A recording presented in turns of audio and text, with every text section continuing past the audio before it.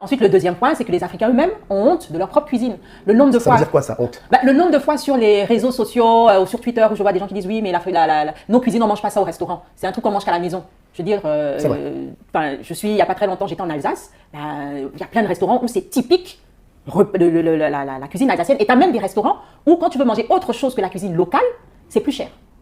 Ils font exprès d'augmenter, c'est souvent 2-3 fois plus cher pour obliger les gens à manger local. Parce que eux, là-bas, ils sont très fiers de leur cuisine. Quand tu vois que nous, même jusqu'à dans les présidences de nos chefs d'État, tu as des cuisiniers qui sont français. Comment ça? Tu as des cuisiniers qui sont français à la présidence de nos pays. Français, cuisiniers français. Exactement. Il faut qu'on en parle.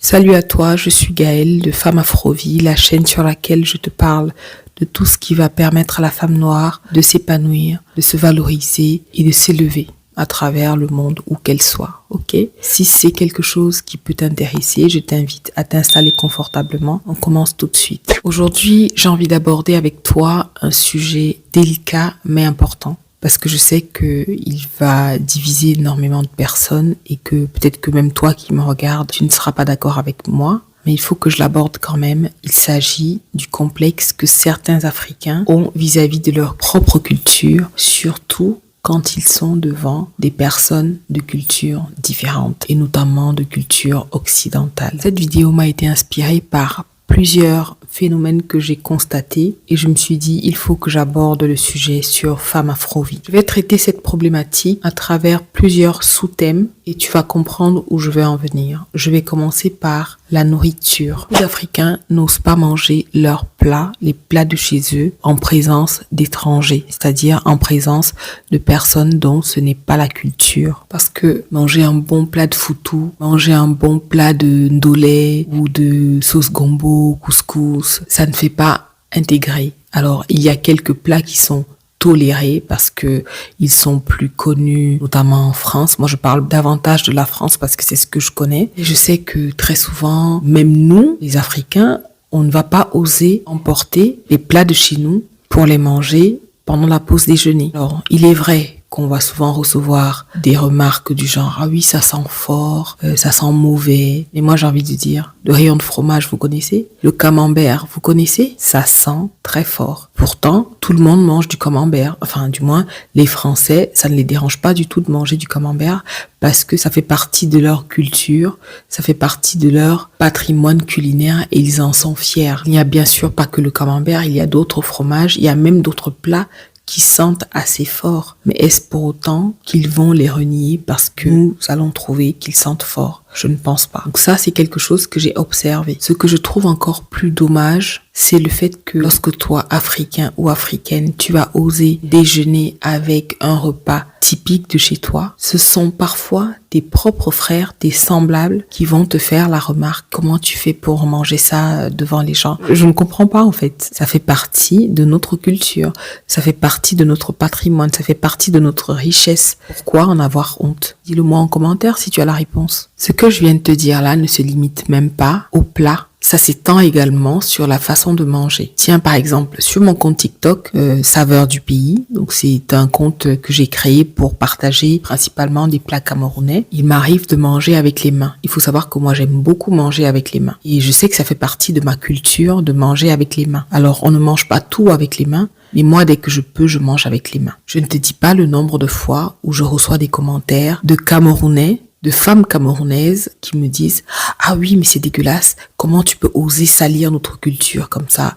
Comment tu peux oser manger avec les mains? Ah, je ne peux pas. » Je suis dépassée et je me demande comment c'est possible. Manger avec les mains fait partie de notre culture, que vous le vouliez ou non. Il y a effectivement des plats qu'on mange avec les couverts. On m'a appris à manger avec des couverts. Ce n'est pas un problème. Mais je ne me vois pas manger une bonne sauce gombo avec du couscous avec des couverts. Pour moi, ça n'a aucun sens. Je ne me vois pas manger mon bon poisson braisé avec des couverts. Non, non, non, non. Comment je vais faire pour manger l'arête du poisson? Comment je vais faire pour manger la tête du poisson avec mes couverts? Comment? C'est trop compliqué. C'est ma culture. Le poisson braisé, c'est un plat de ma culture. Et il a une façon d'être mangé. Il se mange avec les mains, avec les doigts. Le couscous sauce gombo, c'est un plat de ma culture. Ce n'est pas un plat français. Si je veux manger un plat de chez moi, je me dois de le manger comme chez moi. Ça ne fait pas de moi quelqu'un de sauvage ou quelqu'un de pas cultivé, quelqu'un de pas intégré. Il faut qu'on s'enlève ça de la tête. De plus, je pense que les personnes qui font ce genre de commentaires manquent parfois de culture. Renseignez-vous, il y a des bienfaits scientifiquement prouvés dans le fait de manger avec ses doigts. Comme j'aime souvent le dire, comme j'aime souvent répondre à ce type de commentaires, quand on va dans les restaurants et tout ça, même les grands restaurants, les couverts qu'on utilise, la vaisselle qu'on utilise, est-ce qu'on sait comment elle a été lavée? Mais déjà arrivé de m'installer dans un restaurant, de regarder les couverts et de me dire, je n'ai pas envie de manger avec ces couverts. On va dire que l'hygiène des couverts laissait un petit peu à désirer. Donc je préfère largement me laver les mains correctement, proprement et m'installer pour manger et déguster mon bon plat de couscous,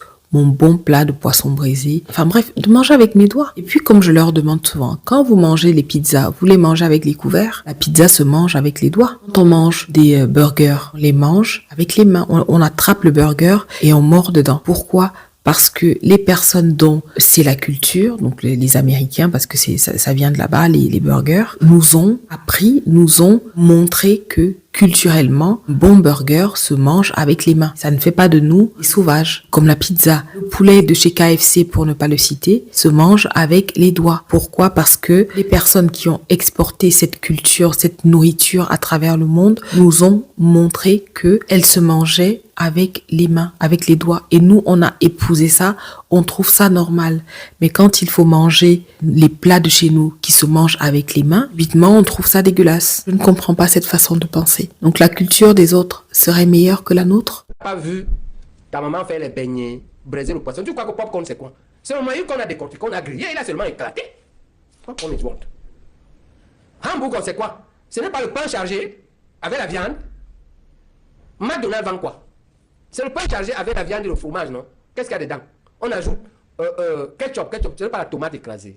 À la suite de ce passage à la télévision, ce professeur a été ridiculisé. Alors que si on se pose 2 secondes pour réfléchir, on se rend compte que ce qu'il dit est vrai. Ce qu'il dit est pertinent. Alors il le dit de façon très simple parce que je ne vois même pas ce qu'il y a à compliquer. C'est vrai. De quoi est fait un burger? C'est du pain avec de la viande. Et on va peut-être ajouter de la sauce si on a envie d'ajouter un petit peu de goût, de saveur et tout ça. Mais fondamentalement, c'est ça un burger. Mais ça fait plus chic, ça fait plus stylé de dire burger. Et nous au Cameroun, le pain chargé, c'est ça. C'est du pain dans lequel on va mettre de la viande, une omelette, on va mettre de l'avocat. En fait, à la place de sandwich, on va dire pain chargé. Et ça, quand le professeur Baïbek l'a dit, tout le monde a crié au scandale, tout le monde a rigolé. Pourtant, c'est vrai. Qu'est-ce que c'est que le ketchup en fait? Parce que c'est écrit ketchup qu'on s'est dit que c'est quelque chose d'extraordinaire. C'est de la tomate qu'on a mixée. Parfois, c'est de la tomate de mauvaise qualité. Comme ça vient d'ailleurs, alors forcément, c'est c'est beau, c'est plus valorisé que nos produits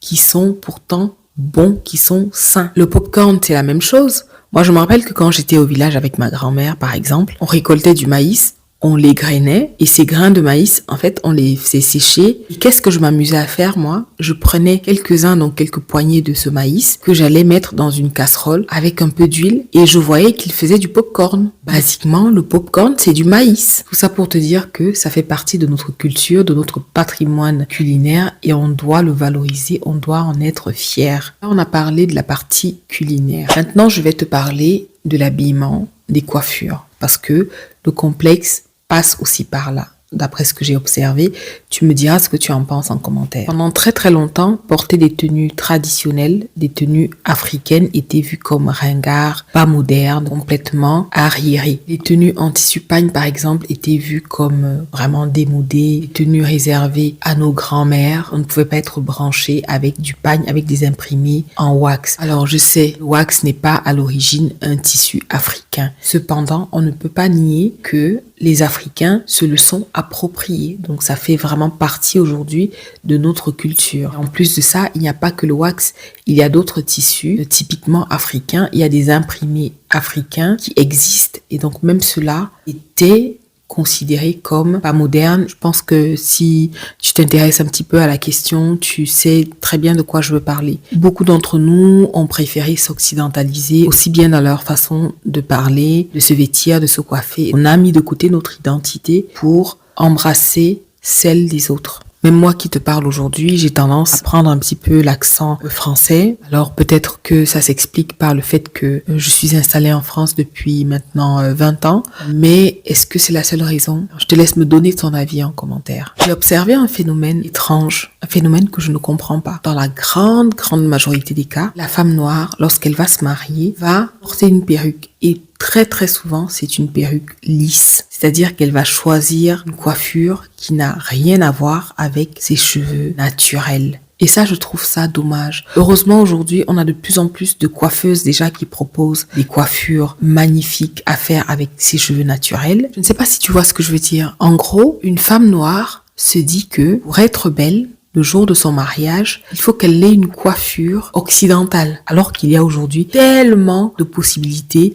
Elle peut faire des tresses et être tout aussi magnifique, voire plus. Un autre phénomène que je trouve très grave, alors celui-là, je le trouve encore peut-être même plus grave que ce que je viens de te dire là, c'est quand j'observe nos Miss. Je vais parler ici des Miss Cameroun. Je parle bien sûr des Miss Cameroun durant leur mandat. Je ne parle pas de l'avant, de l'après. Nos Miss Cameroun ne portent que des perruques lisses ou ondulées. Regardez bien. Je dis bien pendant leur mandat. Je trouve ça très grave. Ça veut dire que la petite fille camerounaise qui est noire avec ses jolis cheveux crépus, soit portée comme ça à l'air libre, soit tressée, qui regarde Miss Cameroun, ne s'identifie pas à elle. Alors, il y a effectivement la couleur de peau, c'est très bien, mais ce n'est pas tout. Les cheveux font partie de l'identité d'une personne. À quel moment la petite fille qui va voir la Miss Cameroun à la télé avec ses longs cheveux lisses ou ondulée va s'identifier à elle. Qu'est-ce qu'elle aura envie de faire? Elle aura envie soit de porter des perruques, parce qu'elle va se dire que c'est ça, être belle, puisque la plus belle femme du Cameroun, elle a des cheveux de blanc. Elle se dira que pour être belle, il faut qu'elle ait des cheveux de blanc. Alors que non, ce n'est pas vrai. Elle est très belle avec ses cheveux naturels. Moi, je trouve que quand même de ce côté-là, il faudrait que nos pays, nos organisations réfléchissent à cela. Qu'est-ce qu'on veut véhiculer comme message à la petite fille qui regarde l'élection de Miss Cameroun? On veut lui faire comprendre quoi? Oui, les tenues traditionnelles, c'est très bien et tout ça, mais les coiffures. J'ai même entendu dire que le comité de Miss Cameroun exigeait que chaque candidate à l'élection ait un minimum de perruques. Et ce sont toujours des perruques lisses. On est africain, on est noir, on a des cheveux crépus. Enfin, je comprends pas. Si toi tu comprends, explique-moi ça en commentaire. L'autre aspect que je voudrais aborder ici, ce sont nos langues. Nos langues qui sont totalement perdues aujourd'hui. D'ailleurs, la preuve, je m'exprime devant toi aujourd'hui en français, alors que je pourrais te parler boulou. La probabilité pour que tu me comprennes serait vraiment infime. Parce que si tu n'es pas boulou, ou Betty, tu ne pourrais pas comprendre ce que j'essaierai de te dire. Moi-même, je parle un tout petit peu boulou. J'ai perdu énormément parce que je ne pratique plus. Mais ce que j'essaie de te faire comprendre, c'est que je me souviens par exemple que lorsque j'étais petite, j'étais très complexée par ma langue. Pourquoi? Parce que c'est ce qui était véhiculé. En gros, lorsque tu parlais bien français, tu étais vu comme quelqu'un de civilisé, comme quelqu'un de moderne, quelqu'un de bien, comme quelqu'un d'intelligent. Alors que parler le boulou, les hondo, le bamileke, le douala, ce n'était pas forcément valorisé. Et je suis contente aujourd'hui de voir que on est en train de faire le chemin inverse. C'est-à-dire que on fait l'effort d'apprendre à nos enfants nos langues, à leur inculquer notre culture à travers tous ces aspects que je suis en train de te citer. Il y a quelque chose que j'observe, je ne sais pas si tu l'as remarqué. Si tu prends un Américain qui naît en France, ok? Il grandit en France, il va à l'école en France. Moi, j'ai constaté quelque chose d'extraordinaire. Ce petit Américain qui va naître et qui va vivre en France saura parler anglais. Ses parents ou son parent américain va tout faire pour lui apprendre l'anglais, qu'il ait la double culture, qu'il ait la culture française, mais qu'il ait surtout la culture américaine. Ou qu'il naisse, au Cameroun, en France, en Italie, il aura toujours cette culture américaine. C'est pareil pour les Allemands, les Asiatiques d'une manière générale, les Indiens, bref, tu comprends ce que je veux dire. Je remarque que nous, les Africains, sommes peut-être les seuls à vraiment mettre notre culture de côté pour embrasser totalement la culture des autres. Alors que on n'a pas besoin de renier notre culture pour s'intégrer. On n'a pas besoin de ça. C'est d'ailleurs pour ça que j'ai créé mon compte TikTok Saveurs du pays. Je te mettrai le lien en barre d'informations si tu vas aller faire un tour. C'est un compte sur lequel je partage des recettes typiquement camerounaises, d'accord? Ce sont d'abord des recettes camerounaises parce que ce sont des recettes que je connais, que je maîtrise. Alors c'est un tout petit bout de l'art culinaire camerounais, parce qu'il faut savoir que la gastronomie camerounaise est tellement riche et variée que même moi, je ne connais pas le 10e. Et encore, je suis gentille là quand je te dis le 10e. Il y a tellement de plats camerounais que je découvre même aujourd'hui à plus de 30 ans, alors que je suis née au Cameroun, j'ai grandi au Cameroun. Mais c'est pour te dire que on a cette richesse-là, et pour moi, il était important de faire découvrir ça au maximum de personnes possibles. Je mettrai le lien en barre d'informations si tu veux aller voir ce que je fais, si ça t'intéresse et que tu as envie de découvrir le plat camerounais, ok? Ensuite, j'ai également créé une chaîne YouTube sur laquelle je partage des tutoriels de couture. Mais sur cette chaîne YouTube, il y a énormément de tissus d'imprimés africains. Il y a notamment le ndop que j'adore, c'est un imprimé de l'Ouest Cameroun que je trouve magnifique.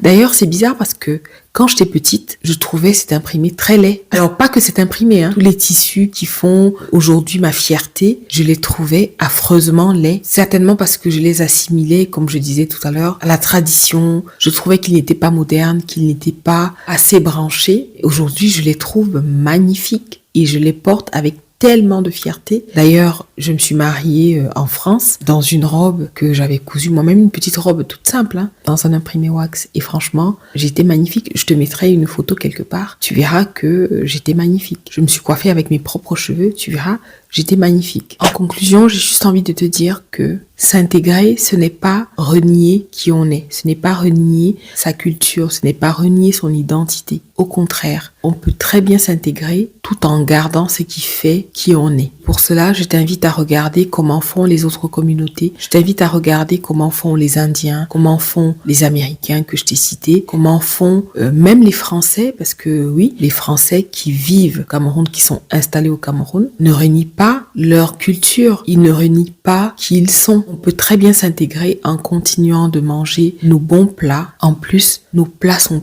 tellement bons, tellement savoureux. Notre culture n'est pas un handicap, c'est une force. Elle est riche, elle est belle, elle est puissante. On doit en être fiers. Si toi et moi ne valorisons pas notre belle culture, d'autres vont se rendre compte de la richesse, de la beauté de notre culture et vont se l'approprier. Je pense que tu as dû entendre parler ou tu as dû voir passer des images de stars telles que Kim Kardashian arborant fièrement des tresses africaines. Et qu'est-ce qu'on a dit? Qu'est-ce que la presse a dit? Kim Kardashian a créé quelque chose d'exceptionnel. Pourtant, elle n'a rien créé. Les tresses que Kim Kardashian fait, moi, je les fais depuis que je suis petite. C'est quelque chose qui fait partie de notre culture. Pourquoi attendre que ce soit quelqu'un d'autre qui vienne valoriser à notre place? Et quand cette personne va le faire, on va crier à l'appropriation culturelle, alors qu'on est là et nous-mêmes, on ne valorise pas cela. Alors moi, je t'invite aujourd'hui à être fier de toi, à être fier de qui tu es, de ta culture et à partager cela avec le monde entier. Plus aujourd'hui, on a tellement de